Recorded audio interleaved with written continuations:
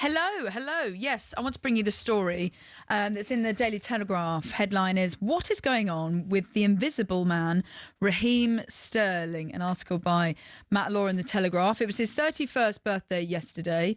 England and Man City sent birthday messages on social media to him. Nothing from Chelsea by the time they boarded the plane to Atalanta, as they face them in the Champions League tonight. So he might be the invisible man at the moment, but 6 years ago he scored that 11-minute hat-trick, you may remember, for Man City. Now he's not even on Chelsea's club website. So, Gabby, what's happened? Well, we know what's happened. He's not in the manager's plans. He didn't leave in the summer transfer window last season. Didn't work for him at Arsenal. Didn't help his cause finding the right club for him. Listen, there'll be a lot of people that say, I don't feel sorry for him. He's earning £300,000 a week. He's a multi-millionaire. He's living in a massive house. He's got everything that he wants. But from being there as a, forget the money, forget the riches, being there from a player's point of view, I've been through it, not as long as Sterling's been through it. I've seen other players go through it. When you're going to training and you're training on your own or training with the kids, as you call it, the youth team maybe, it can affect your mental health a lot. And I'm sure he's going through it.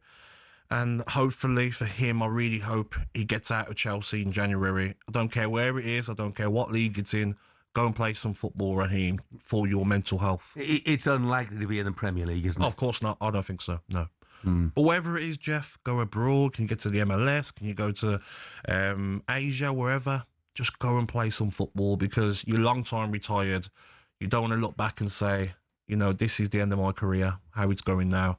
Yeah, it's a crying shame. Yeah. Because we all like to remember him at his peak, and he was at his peak for a long time, by the way, as well. And you know, I know we'll get some arguments from clubs that he's moved on from, but, you know, he was a quality performer for a lot of years. For club and country. Yeah, 10 major trophies with City and a Champions League runner-up. I mean, we all know that the £50 million move to Chelsea hasn't quite worked out, and he's had to reportedly train separately on his own. He's got 18 months left on his contract. Like you say, Gabby, 300 grand a week, which has been described as a barrier for a potential move. But sources close to Sterling insist there's never been a conversation about renegotiating his contract or cutting his salary. So it's a case of he needs to get out of the club, just when and where. It's hard, isn't it? Because I've seen this happen so many times with players, and it's a negotiation.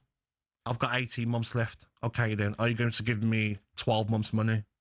Chelsea might say, no, don't really want to give you that. We'll just leave you here to rot. So it's a negotiation with the agent of, like, what can I get the best of your wages given to you so you can move? But Raheem Sterling might say, I love living in London. My family are happy here. I'll stay for 18 months and I'll get every penny off you because I don't like how you're treating me. But the player's got the option to do that. But he's 31. I know, He's Jeff. in the twilight of his career. Surely if you're Raheem Sterling, rather than training on your own every day, knowing you're never going to kick a ball competitively, you bite the bullet, you take whatever pay drop they ask you to take, and you get out of the club to somewhere you can play. It's easier said than done, that, Jeff. When you're talking the figures we're talking millions. And I know he's a multi-millionaire, ridiculous money, but if you're in his position, you're going to say, okay, then, 18 months, £300,000 a week, say 10 to 15 million left on his contract. Oh, just give me 2 million, I'll go. I'll leave 10, 11 million on the table. No one's ever going to do that. It's big money. Yeah, because they lose touch with reality. I know, but he's thinking, I like living in London. My family is settled here. I don't want to move. I'm going to take every penny off Chelsea, who he feels that have treated him badly. Katie, I've got a question for you. Sorry, go on, Jeff. Mike, it's not from me. Mike, the Portsmouth fan, says, "Hi guys, could you ask Katie if she's worried about Arsenal losing to Pompey in the FA Cup?" No, I love Pompey. I've gone there many times, Fratton Park, but I think Arsenal should be okay if we play a strong team. Well, we've seen what happens. Here we go. Your strong team loses to Aston Villa, so you never know. Yeah, but that's the thing. It's the third round of the FA Cup. Yes. You have, with all due respect, bigger fish to fry. And I wonder whether Mikel Arteta, we talked about the Arsenal squad and how big and how powerful it is. So well, he's going to injuries. use his squad, isn't he, at Portsmouth? That's for sure. Yeah, Arsenal certainly have the strength and depth this season. You're looking at me. You can stop laughing at me.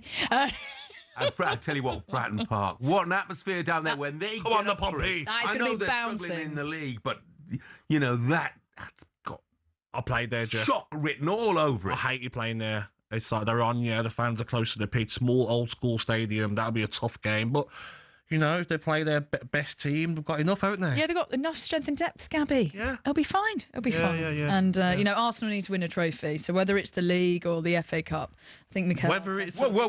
Yeah, no, both. Let's stop right there. I thought you'd won the league. Winning the FA Cup was not going to be good enough for Mikel Arteta or Arsenal fans this No, but I'm talking you could get 2.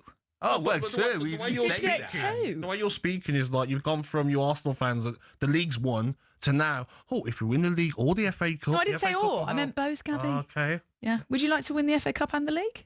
This would be great. We've got to concentrate on the league, Katie. Right, one last quick story. Alejandro Garnacho says leaving Manchester United was an easy decision, this story in The Times. Is that the type of move that's benefited both parties? I think it's benefited both parties. I don't think he's as good as he thinks he is.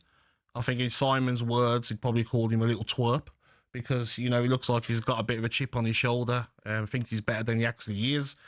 And I think Manchester United will be a better team squad without him around the training ground, around the ground, to be honest.